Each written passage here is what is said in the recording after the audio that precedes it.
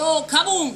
My name Bounty Lisa, representing Shoe Sport Records, Zimbabwe. Big up Australian Massive. Australia with there. Big up Etatan Bini, Judgment Yard, out there. Big up Ganu Side. Yeah, man. Big up Givenchy. Big up Danger Zone, Mafia 19. Big up Uno Cell. Boom. Yeah, big up Mega B, my brother. Bounty Lisa, can I give you a freestyle? Eh? Yeah, man.